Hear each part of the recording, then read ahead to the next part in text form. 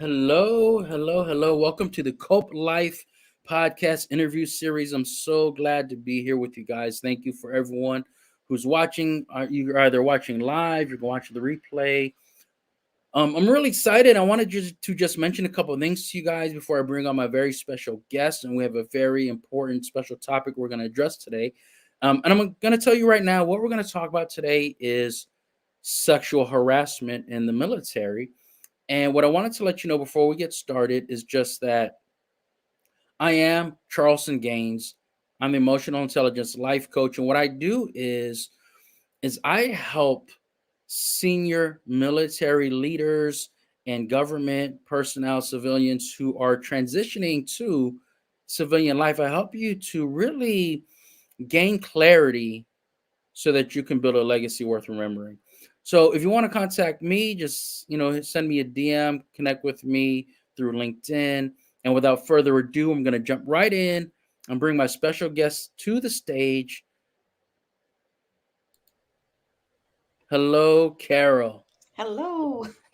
Good morning or good afternoon, depending where you are, I guess. Yeah. Well, it's afternoon for me. It's little after 1, and it's morning for you. Where are you at? I am in the San Francisco Bay Area. Very nice, very nice. Yeah, so I'm in Florida. You're in San Francisco. Maybe the rest of the country is, I don't know, dealing with snow or something. Yes. But Yes, I but saw that. I saw the news this morning, and being an East Coaster originally, my empathy goes out to all those people. all right. Well, Carol, I didn't tell too much about you. I'm leaving that up to you. So why don't we just jump right in? Tell us about yourself. Well, I am a Brooklyn fisherman's daughter, lobster dock worker turned California girl, I guess you could say, in a nutshell. Um, and I've been out in California a long time, but I am definitely a Brooklyn girl, born and raised, and uh, and part of my journey into the military had to do with being on the water and always being on boats and growing up there. And like my first job was with a lobster dock, and I got to see the Coast Guard in action day in day out. They had two big bases where I was at in New York, and that's kind of what inspired me. Always stuck in the back of my head as something that was something exciting and an opportunity. But and my last duty station had me out here in California, and I just wound up staying. So I spent quite a few years um, in North. I was in Northern California at my duty station, and then I went down to Southern California for many years, and have created a business. This is my second time being an entrepreneur, so I guess you can call me a serial entrepreneur. and uh, and it's exciting because it's to have that opportunity again to do that. And life had interrupted the first attempt, and now I was given this new opportunity. I love it. I love it. Just that you keep moving, you keep it going. Um, but when you talk about being stationed in Northern California at first, why don't you tell us a little bit about what you did, right? Because you mentioned the Coast Guard. Mhm. So you were in the Coast Guard. What did you do in the Coast Guard? I was an electronics technician, and which is really funny because it's so not me. But I listened to my brother, and and my brother's my older brother, and a lot of people say, you have to pick a trade that you can get a job when you get out, and that makes sense. But it's actually, if you know me, I'm in I spent a career in marketing communications, so. Hey, Carl, thank you. Um, yeah, so have a whole career in marketing communications because that is who I am. So, but I did my best, and went through electronics school, and that's what I did. I worked, and after you go through trade school, they in the Coast Guard's different than the other armed forces because we're so small. At the time, I think they're about the same now. We only had like 40,000 members, and so it's just definitely by far the smallest service. And so when you come out of trade school, a lot of times they tell you are going to go in this specialty. You don't have a choice. It's based on their need. And so I was sent to study Loran, which kind of dates me now. And Loran is long range aids and navigation. So anybody listening, hey, if anybody's listening, now we're so used to our GPS on our phones, right? We just have Google Maps and Waze, and it's just like we don't even think about it. But back in the day when I was in there was no GPS, no. So what we were doing as a Coast Guard is we had high power transmitters rather, that were strategically placed up and down the coast. And we would transmit this very powerful signal so that pilots and ship captains could use a receiver and triangulate a signal to 99.9% accuracy. And they would know exactly where they were in the world. And so we had to maintain these transmitters. We had to also monitor them. And we had I was at a control monitor station. So the other stations could go home after 8 hours of duty, and we stayed up 24/7 to make sure everything worked. And I think it's probably like an air traffic controller equivalent, where it could be pretty monotonous and boring, but when something happens, it's everything, right? Everything stops. Because we had, if any equipment wasn't trustworthy, or something was wrong, we had only 90 seconds to start what they call blink, which would tell the user, the pilot or the ship captain, our signal's bad, don't use it, because they could crash. So any mistakes, we had 90 seconds to at least get that out and then try to fix it. And if you don't, it could be catastrophic.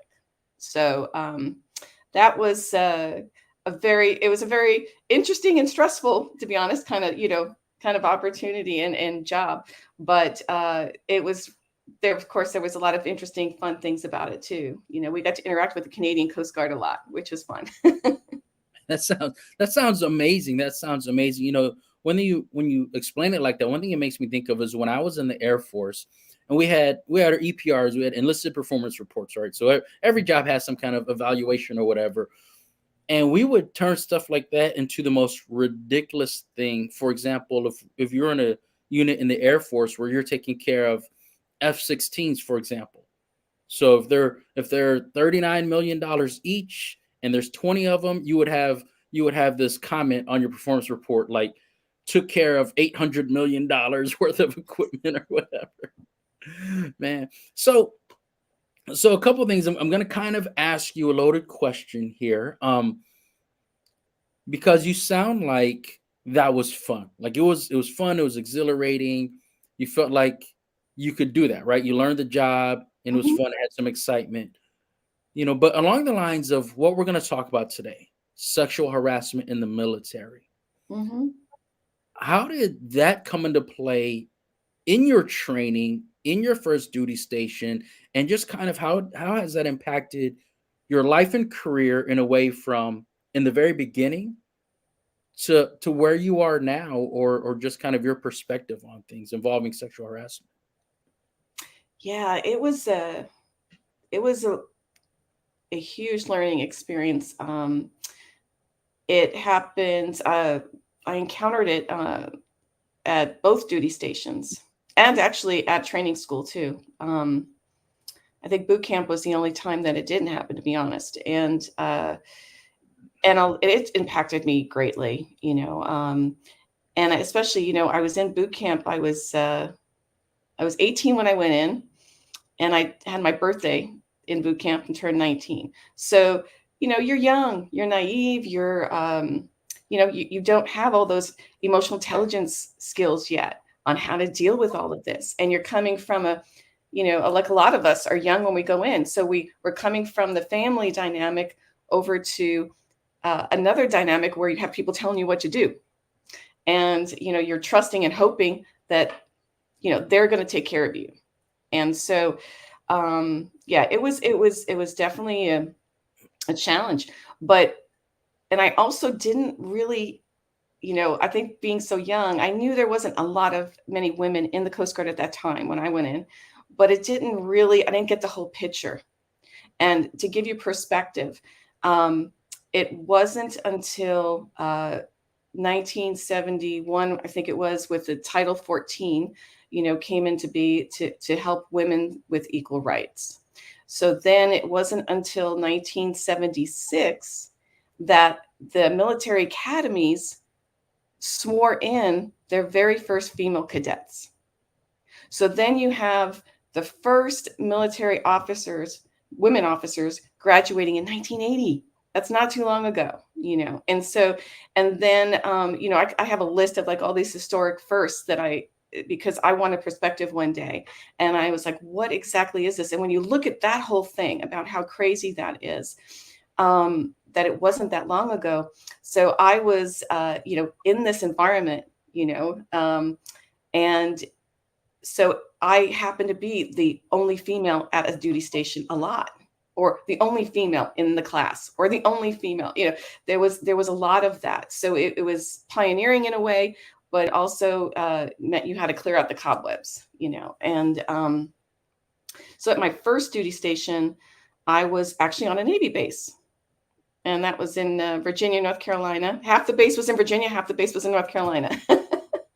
And so that was probably the most traumatic, I think I would say, because this is the interesting part. My supervisor, who's married and had children, he ran the military barracks. That was his job, is to run that. And so he had master keys for everything. He had control over, entrance, exit, scheduling, everything. And so I was the only female at that barracks coming straight out of boot camp. And so there was so many times where, you couldn't even walk up and down stairs, that he would be there to harass, or they would have a group he would take some of the other people that lived at the barracks. And when I pulled up my car, they would be saying stuff down to me. There was like a pool on, who basically, could get me first type of thing. There was also a lot of it in the beginning was not like direct. Like, when you think sexual assault, sometimes you think, like physical, and it can turn into that. And it did. But in the beginning, it was a lot of psychological, where there was no safety. And he's my supervisor. So every day I had to show up to work with him and the other men that were part of this. And it was really traumatic. And it continued and escalated to the point where he had the master keys. So he would come into my room. And there was a point in the Coast Guard, I don't know about for you as well, there was a point person that they always assigned, that an officer usually, that you could go to, that it would be completely private. It would be off the record, and you could talk to them and tell them, hey, this is what I'm dealing with. How can we fix this? How can we, change the situation for the better? They basically are like a facilitator, mediator kind of person. And so I did that, and we had face-to-face meetings with me and my supervisor, with some representatives. And unfortunately, I hesitated for months to do that, Charleston, because I did not want the blowback, and I was really scared of that. I didn't even want to get him in trouble. That wasn't my goal. I just wanted it to stop. And I tried to do it myself, and it didn't work. And so I took this course, and of course it just blew back on me. So it just intensified for a long time. And then luckily I only had like a few months left before I was sent to my trade school. So that was a blessing, but I realized then too, is because women, when they finally said, okay, we're going to let women in to the Coast Guard and serve right alongside the men, but they really didn't have anything set up to help everybody, to help the men adjust, to help the culture adjust for women. And it was just so in its infancy that it was like the Wild West. Everybody was trying to figure out what to do. And they also didn't want bad press. So a lot of times, it was suppressed. But, and that was, I found out later on that that supervisor of mine got into civilian law trouble, um, because he was basically dating a 16-year-old. So, had something been done, when I was saying something, maybe that 16-year-old would have been saved from that experience. It's something that I always think about. It's because it's not just, I don't, I'm probably, I doubt I was the first one, that went through that. I think this is a behavior that is something that has been going on, that's been, you know, that just escalates. Yeah, I completely agree with you there. And really, the things that you said, yeah, a comment from Cheryl there. Cheryl is awesome. She's Hi, awesome. I Carol. appreciate you, Cheryl, and also Shree and Carl. Mhm. And the things that that you said though, I want to hit on a couple different points, and I'm just going to throw some things at you, and you can respond however you want, right? But the first thing I think of is when you said you didn't want. So I'm just going to say multiple things here, right? But the first thing is you say you didn't want him to get in trouble, but you just wanted it to stop. And so I think a lot of times when you're younger, especially when you feel like you don't fit in, such as a woman in an all male organization, you're more concerned about ruffling feathers than your own worth and value. Um, well, I'll let you comment on that before I bring up the other things.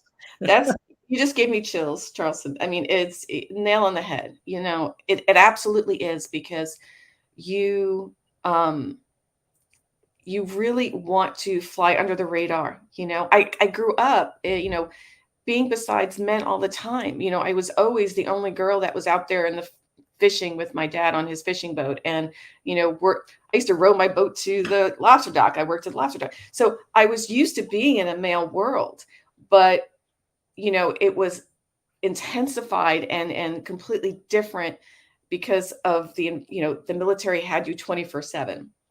So I thought, I can handle this. I'm used to being around this kind of thing. And you just basically you showed your worth by doing what everybody else did. So they didn't think of you as a woman. So if they said, okay, do this, and and you're supposed to do that, that's what I did, and I took pride in that. And I felt like, okay, I'm doing the same as everybody else. I'm doing my share, being a good teammate. And the worst thing would be to be able to, in like you said, in my young mind, is thinking to draw attention and call someone out for you to ruffle feathers. That's like the perfect thing. And it was definitely a worth issue as well. I also came, to be honest, I came from in a household that I was abused at. So I'm carrying, if you think about this, the young Carol, she's carrying this baggage with her into the military. And, I won, like I got academic achievements in the boot camp, and then I won they have like a physical award too for him, for all the different things. So I just like I push myself to exceed what I think I can do, all I when I look back, to show that I'm worthy. Yes.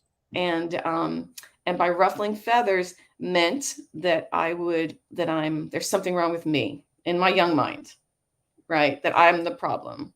So yeah.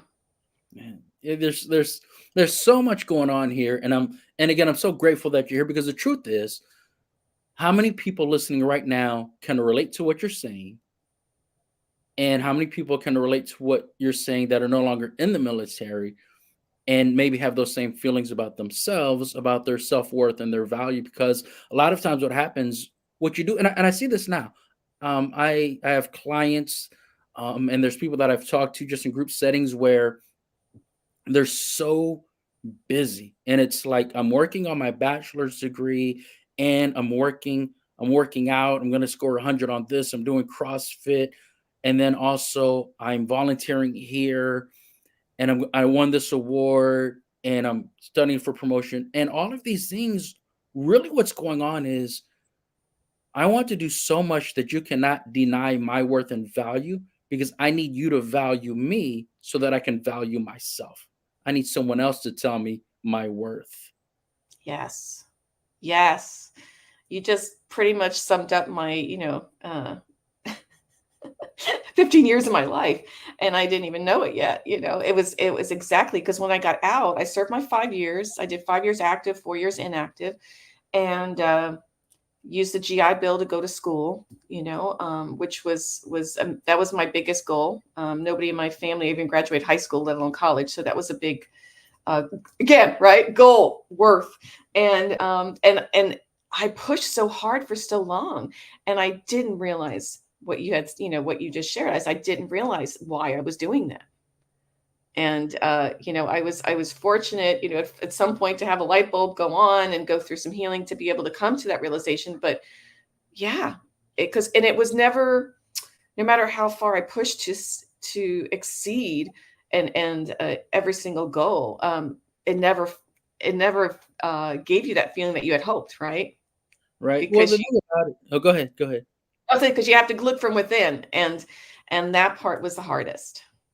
Well, it definitely is, and that's one reason why I push emotional intelligence so much, because when we're looking at trauma, we hear about different ways that you can heal from trauma, right? Heal from PTSD, EMDR, cognitive behavioral therapy, prolonged exposure. There's different therapeutic techniques, but there's a point where you no longer have diagnosable PTSD. You don't have those symptoms, but you're still dealing with the self-worth, the self-esteem, and that's what lingers. And what I found in a lot of people, which is why I also apply this cognitive approach, is because you create these internal barriers. So when I say to you, you did an amazing job, you're the best, whatever, you're the best engineer or whatever on the dock or whatever, and you're thinking, wow, because you've always wanted to hear that. Hmm. But then there's a barrier in your mind that says, but, and you remember 3 weeks ago, you were 5 minutes late, or you remember like 2 months Yeah. ago. And so that one thing in your mind, Yeah. that one thing invalidates all of these months of things that you've accomplished. But I want to go back to one other thing that you said, because I want people to understand when we talk about sexual harassment, you can see it in a movie or a TV show or something where some guy make some comments about a woman, and vice versa. It happens, right? Men are also victims of harassment where a comment is made, maybe there's some inappropriate touching that the individual who was touched doesn't feel as though they were assaulted, but they're bothered. You didn't say that happened to you once. What you said was, after months of trying to get it to stop. So it wasn't an event, you weren't harassed like on a Tuesday. This was the culture. Can you talk about that culture for a little bit? Yes. Yes.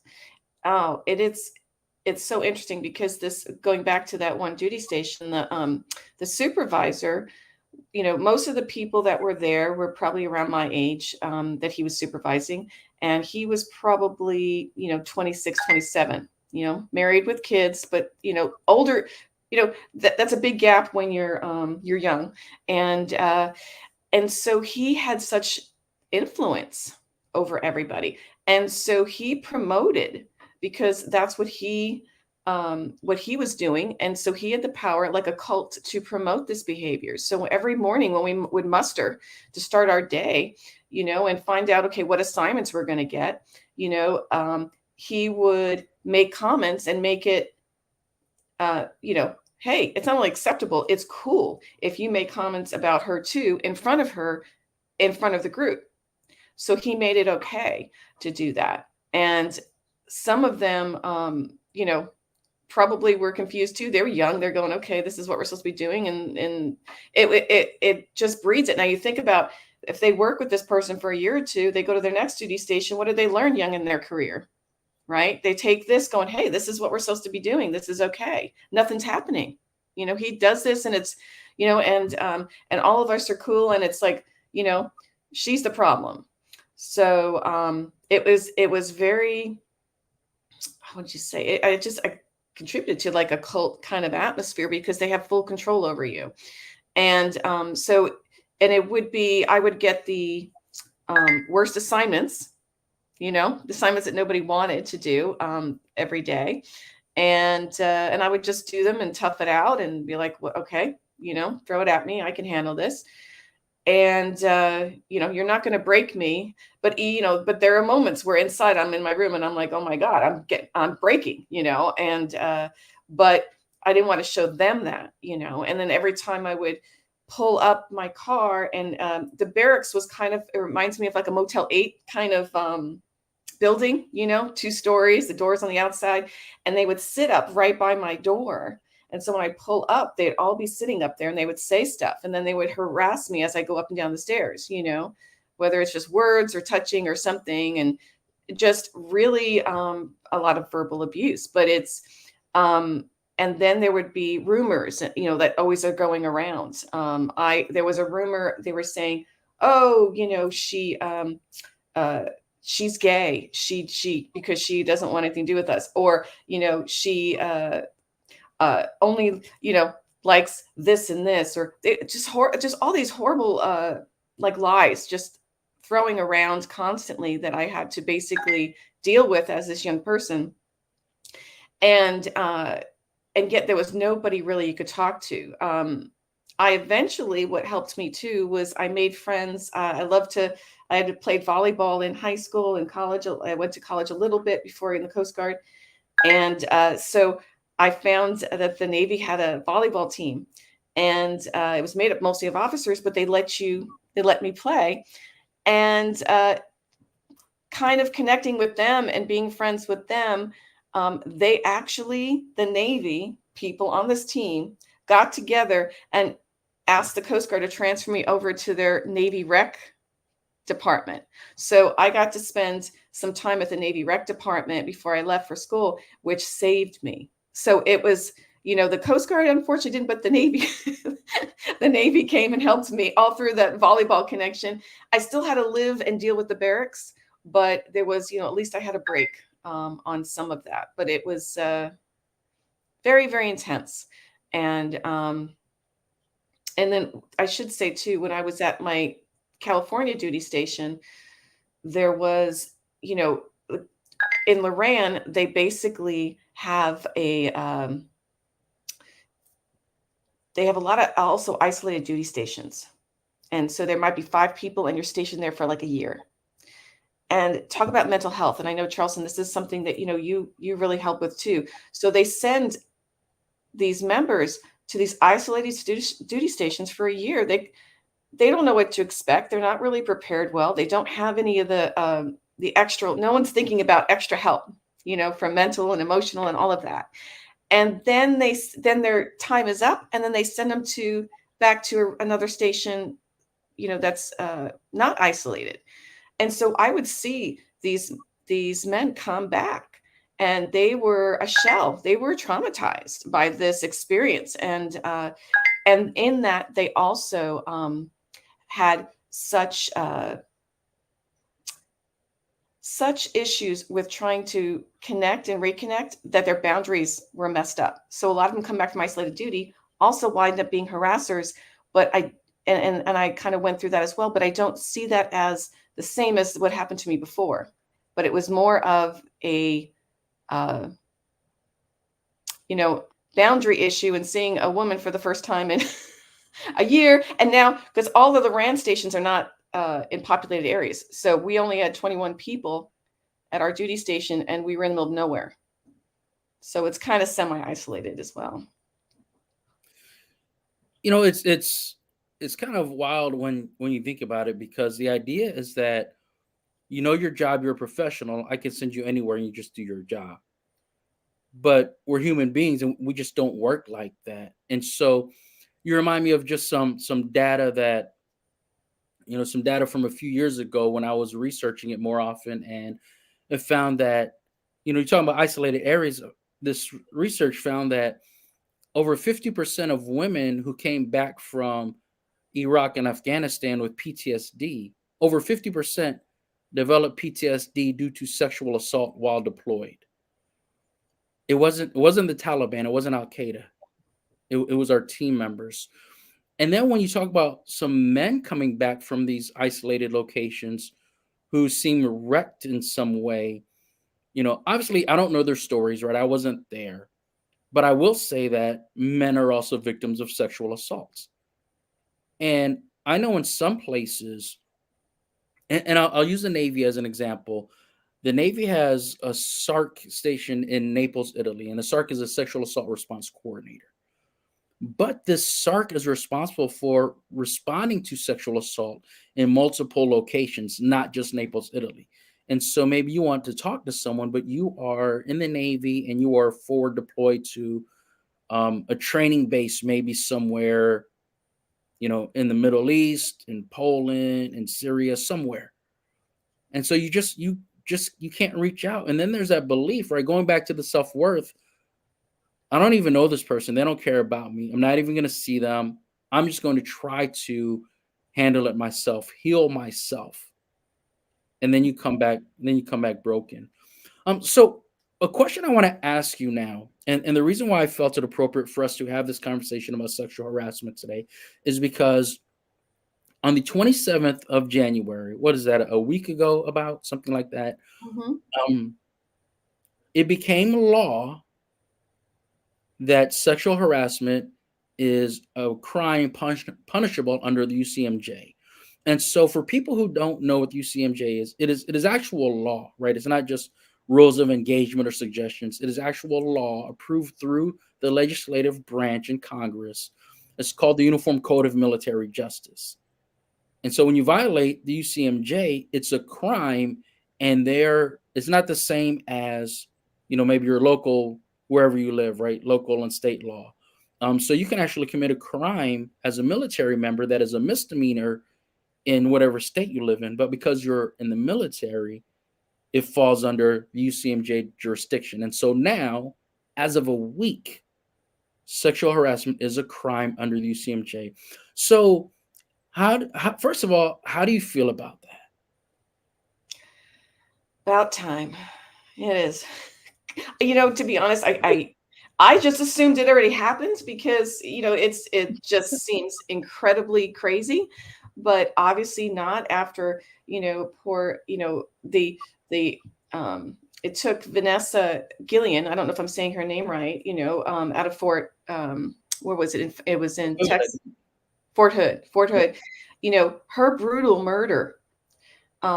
She was being harassed for so long, and it was being swept under the rug at her station, and she wound up being brutally murdered. And but her, you know it finally gave the impetus to make a change, and bring about this law. And it's such a shame that it had to come down that road. But I honestly am just beyond words to think that why did this not happen sooner? If women were already allowed in, in what we said in the 70s, 1970s, this is so long. But thank God, thank God that now it's there, it's recognized as as an actual offense. Um, and But it's, the biggest thing is to make sure that the culture is addressed, and for everybody to feel safe, because you know it's not just about workplace safety. It's about your life, and it's about um, you're asking military members to put their lives at risk for the country, and doing all types of jobs, and put every single day so many members are doing that. Now, how can you do that and be your best if you are being attacked, right? At your place that you are supposed to be safe at. Now you put them in danger, and they are supposed to be, taking care of the country, keeping us all safe here. And yet they have to deal with that load. That they're not capable of being the best that they can be when they have that pressure. So, I hope that this law not only, is a win for getting justice, but I hope it also spurs about a change in the culture to make it more of a priority. Right. Yeah. I agree, right? It's the change in culture. It's not just you did this one time, here's your punishment. There's a culture, there's peer pressure because there's a lot of people that actually join the military because they want to be a part of something. They want to feel like they belong. They want to have worth and value and significant interpersonal relationships. And so they join the military and what happens? Oh, well, in this culture, one thing that's cool that we do is we harass people sexually. And so if we can change the culture, then a lot of these new people entering that culture can just know right off the bat that's not tolerated here. That sexual harassment is not okay here. And I'll tell you a story about my first duty station. Speaking of culture, so I was one of those kids. I just wanted to be cool. I wanted to be liked. What do the cool kids do? How can I imitate the cool kids, right? And so I get to my first duty station, and the cool kid, 30-year-old technical sergeant, E6 in the Air Force, 30 years old, single, seemed like the coolest guy, right? And this is what he said. He's 30 years old. I really only talk to 18-year-olds. And if we're not talking about sex within the first 30 minutes, I'm done talking to him. As an 18-year-old, impressionable, naive, I thought that was cool. I wanted to aspire to be that level of filth, really. Like I wanted to aspire to be that level of like disgusting. But I thought it was like, oh, this is what the cool guy does. And fortunately for me, I had a lot of friends who were not, I would say, as impressionable as I was, who just they thought that's weird. Don't be like that. So I was able to lean on my friends. But if my friends acted like that, I would have acted like that to try to be cool. Yeah. Because a lot of times at that very young age, you don't even really know what your own values and standards are.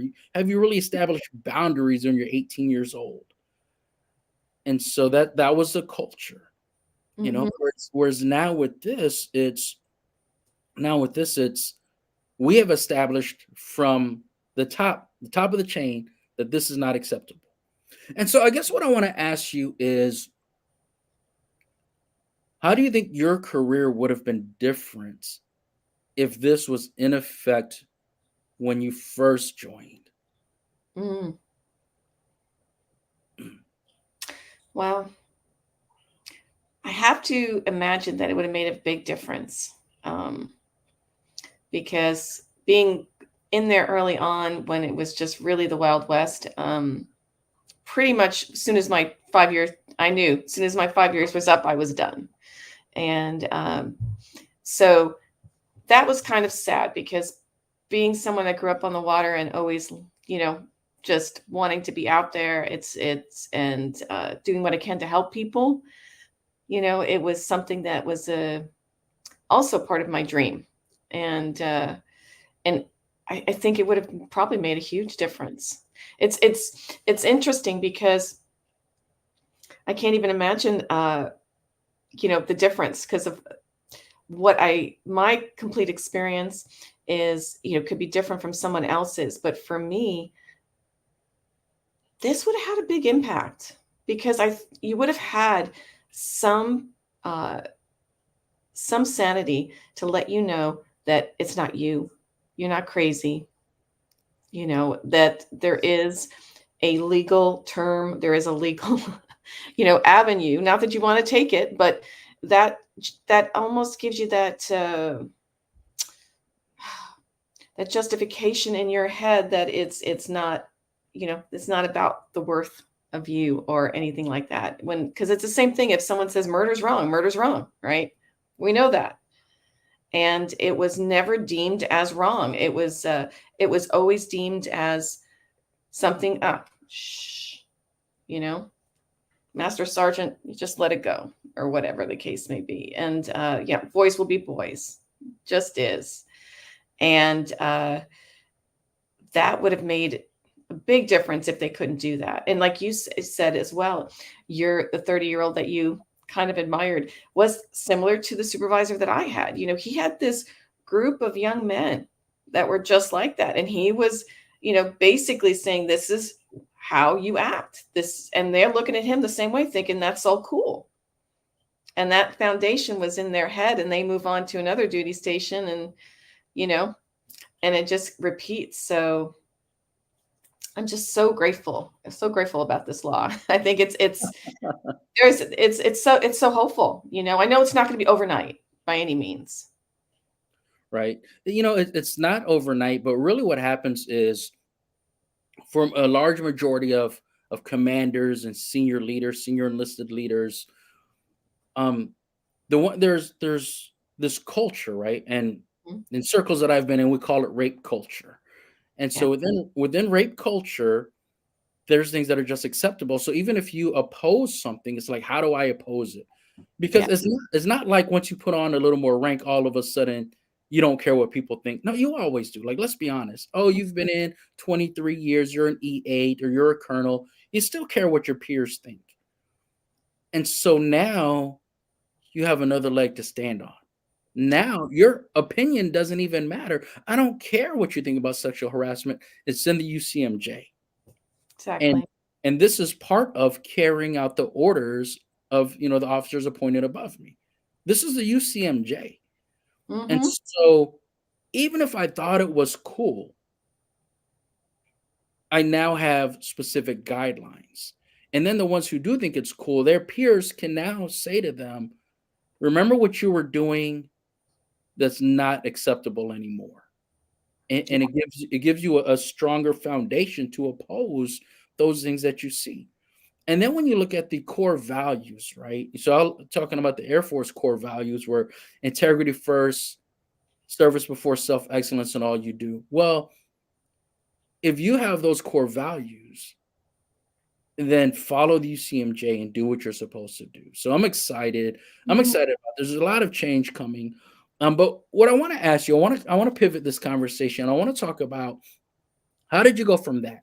Because when it happens over and over and over, and you continually wake up daily in a fight or flight mode where you Yeah. dread going to work, that's traumatic. Yeah. And the longer it goes on, the more the quantity of incidents increases, the more traumatic it is. Mm-hmm. But you went from that to where you are now. So what I want to know is kind of what you're doing now and how you're able to overcome that and get to where you are now. Mm. That's a if you ask me, at any point, what do you want to be, or what do you see yourself as, I would have never imagined where I'm at. And in a good way. It's just it's really interesting. I love how life just organically happens around you. And when you do the work, right? And so right now, I'll share a little bit about what I do now, and then go back to how it kind of happened and what helped me get there. So right now, I just in November launched a new business where I am working to help founders of startups create a culture of well-being that people just love to work at. That where the leaders themselves enjoy, the people around there thrive and enjoy. And I think with this great resignation and the pandemic, everybody's really reprioritizing their life. What's important? What means a lot to me? What is life about? There's more of a, hey, life is short. What does this, what does it look like for me? What gives me joy? So I want to be a person that is creating a solution to help these young startups create that culture of well-being. And it's interesting because I didn't realize until not too long ago why I do what I do. And then when I looked back, Charleston, I realized I've been doing it my whole life and I just didn't know it. And even in the military, which you're just supposed to take orders and do whatever you need, whatever they tell you to do. I was always the one who was going, Chief, what if we organized like a little morale trip? We all went whitewater rafting. Chief, what if we had created an onboarding program for those to come in from isolated duty so that they can kind of reintegrate into the station better, and get them up to speed, and I would be always thinking this way and doing that, and not always met with open arms, because in the military they wanted to do what they want to do, so they but they did what the training thing was funny was they said, okay, all right, Petty Officer Horn, you do it. So I just got myself more extra work on top of my other stuff, but I did it. So I created a little training program, and I would run that. So when people came on board, they had a warm body to kind of guide them and help them get on speed with what we do in the station, our maintenance schedule, all that kind of stuff. So everywhere I went, I just always was looking around. How can I make this a better place? And because even in the civilian world, I saw so many companies that were treating the people poorly, and they thought that people were just dollar signs, and it's not worth their time or effort to care. They can always get someone else to fill the boots, and I'm like, no, that makes no sense. Invest in your people. They'll be more productive because they care more and they want to be there, so you'll get more out of them. But I was just beating my head against the wall, and trying to get people to listen, but I never knew that was my career. I didn't know until now, and it's really funny. And but what got me there was healing, to be honest. I wouldn't have even had a chance. I had, like I had mentioned, I had childhood trauma. Then I had the Coast Guard trauma of the sexual assaults. And but I was very lucky. Actually, one of the bonuses in the Coast Guard was I met my hubby, and we're still married. And I met him at the Coast Guard, the last duty station I was at. But we followed our career together, which was very funny. We were in boot camp the same time, didn't know it. We were in electronics school the same time, we didn't know it. And then we wind up at the last duty station together. But he helped my sanity, having someone that says you're not crazy, and giving me that extra support mentally and emotionally. That was huge. So I was very lucky there. And when I got out of the Coast Guard, and our goal was to go to college. So we were working and going to college, and I realized I had a lot of anger pent up. And I am usually a happy person, but I didn't realize I had this anger inside of me, and something would happen that would be small. Maybe someone cut me off, or someone stepped on my toe, something just, nothing too crazy. And the anger that would come out was scary. And I said, who is this? And where is this coming from? And what the heck? And I learned, so I basically sought out therapy at that point. I went to the college, had a counseling services, and I started there just with therapy. And I said, okay, I need to figure out what's going on, because this something is not right. And then that led to me going to an outside therapist. And I just said, every time I would learn and search out different ways to heal. So at some point, I didn't want to keep telling my story, over and over again about and reliving it, because I felt I understand the value in therapy, but to me, I was like, okay, I'm ready for the next step. So I started searching for everything that I could think of. And so I was like a sponge. So I tried acupuncture. I started doing Tai Chi and Qigong, which brought me to meditations, which brought me to yoga, which brought me to energy healing. And so then I started taking classes and getting certified in Reiki energy healing and shamanic practices, and all types of different things, all with the intention of just trying to heal myself, just to try to get to know myself better and to reduce this anxiety and this anger.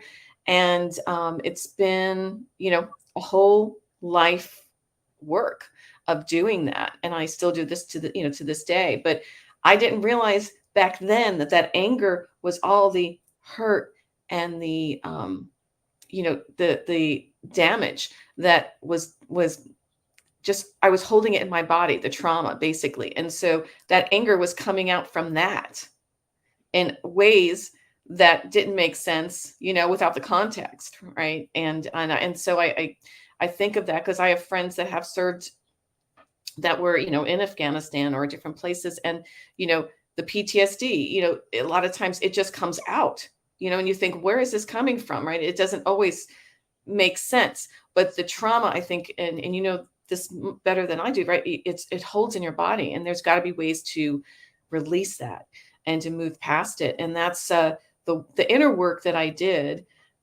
helped me tremendously, just to keep growing and to keep learning about myself and find ways to reduce anxiety and find ways to um, deal with the past, the present, anything that comes my way. And I think once, every time that I took, another type of growth step, as far as, what else I can do to heal, it empowered me too, because I thought, okay, it's not, I actually look back on all my experience, even though it's, scary and no one wants to go through it. I look back at it and I go, you know what? That's okay. That's happened. I'm here now. And, there are so many gifts. And I'm the person I am today because I went through that.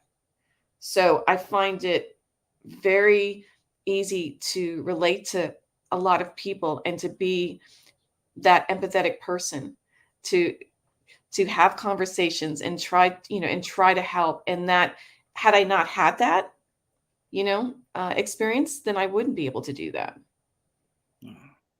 You, the things that you've said in the last couple minutes really are really could be the foundation for a course, right? Because there's so many gems, there's so much knowledge, and so I want to kind of just break it down, right? The way that I perceive, kind of a macro level view of what you're talking about. First and foremost, for me, it's about the self awareness.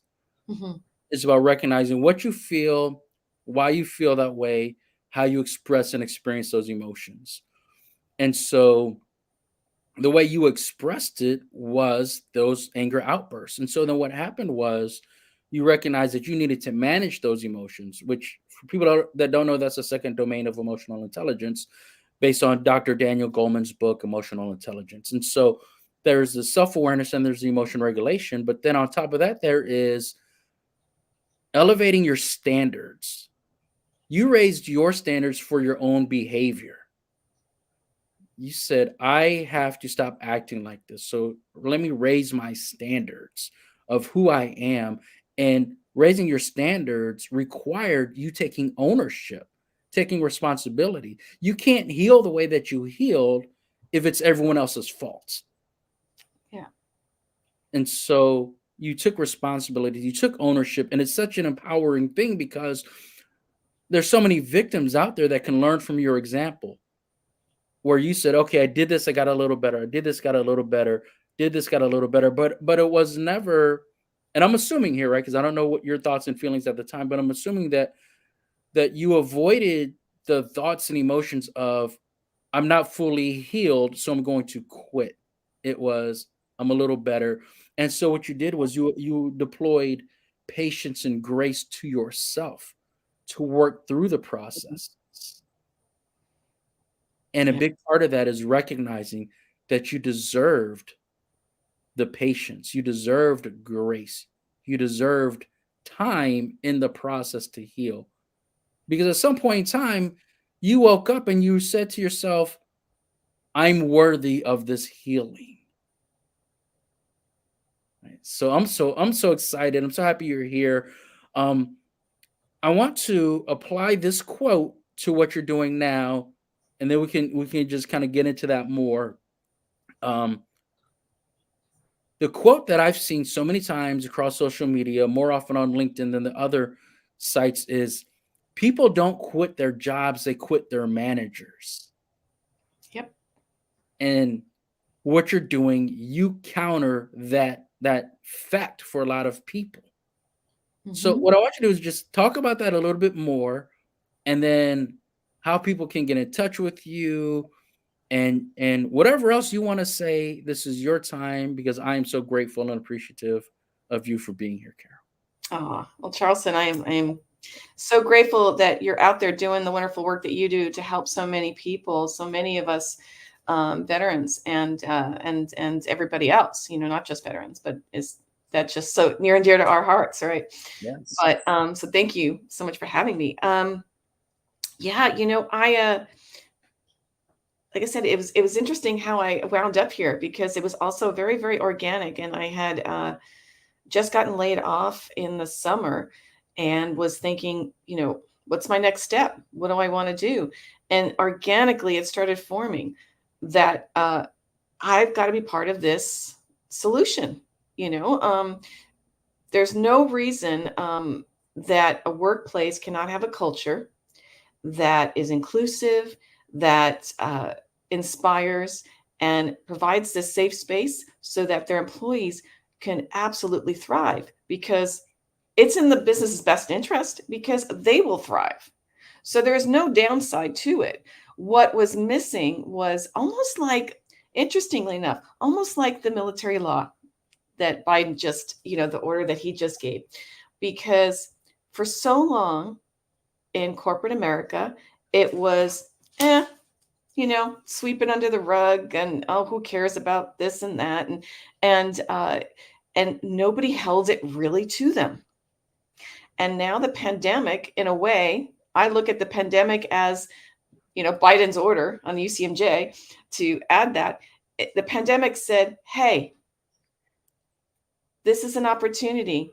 And people are either, you change and evolve as a company and how you, run your organization, or you're not going to have the people to help you run your business.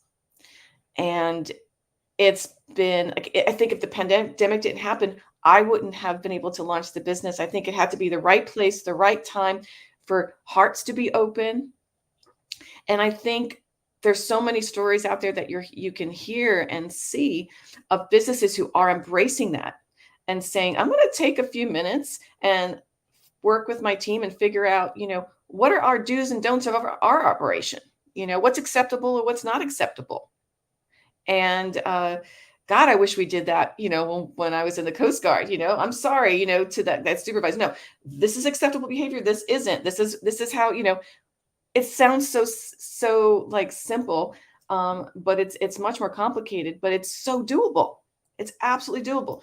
So for me, it's an amazing, exciting time, because I want to help. Like, I'm basically focusing on startup founders that have less than 50 people, let's say. So really early stage, because I feel like I can make the most difference, because at that early stage, they're very product focused, and they probably don't even have an HR person there. They really don't have the soft skills person to help them create that. And I feel like that's the perfect time to create the do's and the don'ts, to create, you know, a sense of belonging and comfort, that when they start growing and scaling, that it can go with them and it can scale with them. The culture's there. If they're already grown and scaled up and got, their Series D at this point, it may be too late to try to recreate the wheel and come up with a culture. So it is so important to be able to do that. And to me, it's my, now I realize it's exactly what I was put on this earth to do, is to try to help those founders create that. And it's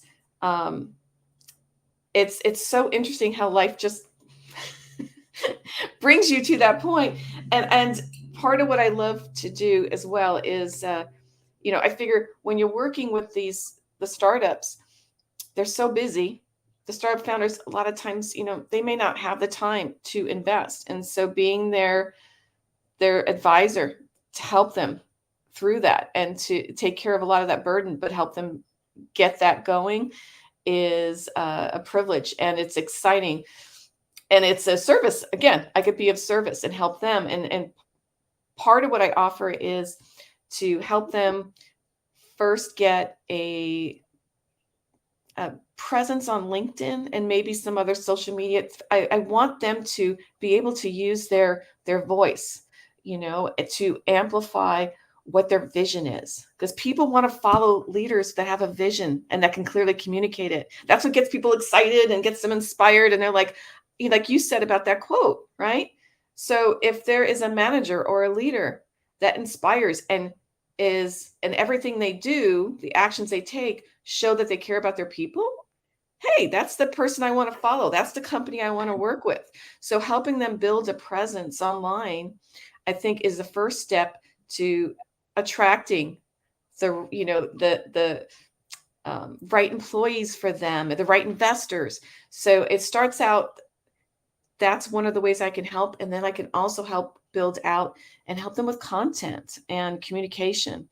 And then also going in to the organization itself and working with the teams in a very collaborative process to create their culture guidelines and then implement them. So yeah, I'm very excited about this, and it's an infant at this point, so it's very, very exciting. I love it. It's so important. It's so important. I love what you're saying. It's just sounds like we're talking about I'm really aligning the vision and company culture so that people love to work there. Hmm. And a lot of people they don't think about that in the beginning, but they need to think about it because that's where the real growth happens. Because I don't just want the business to grow, but I want my people to grow. We all grow together, and I love that you have that expertise and that you're able to do that because you're able to look back on your experiences, in the Coast Guard, and then what you've done since then, growing, building your career, your previous job, what it felt like being laid off. You've been through a lot, you bring a lot, and I really appreciate you and all that you offer. And so, last thing, well, two things I want to ask. Two last questions. The first question, I'm going to ask them both right now, but the first thing I want you to say is a final message for people who are in toxic work environments right now, a message of hope or inspiration. And then, what's the best way to get in touch with you? I love that. um, for anybody who's going through that right now, is to know, number one, that they're not alone, because that's one of the things that I felt, from when I was on that other side too, is, again, you have a little bit of that, oh, is it me, am I crazy, what's going on, that you're not alone. And that there one of the things that I want to do is also have, it's, you have to start from the top. So I want to work with the founders, but you also have to work with the teams. So one of the ways I want to help is to also work with individual employees who may be in that situation, who are in a toxic environment, and try to help them enact change from their side, so that it either is helps them be feel empowered and give them some tools to be able to see if they can make change, at the same time provide uh, just support as an advocate for them in any capacity to be able to get out. And I'd like to create a community. I think that's where this is going towards, Charleston. I think about community, creating a community, because I think all the people that are in those toxic work environments have such a wealth of knowledge about what works, what doesn't work, how can we make this better. And I would like to harness all of that and use it for good. Take that pain, but create a culture of guideline in general, not just for like what I like to work for the organizations, but in general for the world, as far as what's acceptable and not acceptable. And so if I can help, anybody who's in that toxic workplace now, and they need some, inspiration, support, a friend, please feel free to follow me on LinkedIn, reach out. And to any of those startup founders, if they just are looking for some, for an advisor that will put her heart and soul into it and help them get, to be get their vision come to life, and bring all their people along with them for the journey, then please, for sure, follow me on LinkedIn, reach out, DM me. I would love to help. All right. Thank you so much, Carol. Thank you. I'm so grateful you're here. It's a big time and big change with the change in UCMJ and you bringing that story to life. People helping people realize that this isn't just some new off the cuff thing.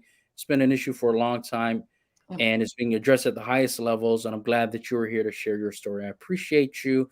I appreciate everyone that tuned in and watched. And if you got something from it, if we were able to inspire you or inform you, just let us know in the comments. And I will see you next time. Thank you very much. Thank you, Charleston. Thank you, everyone.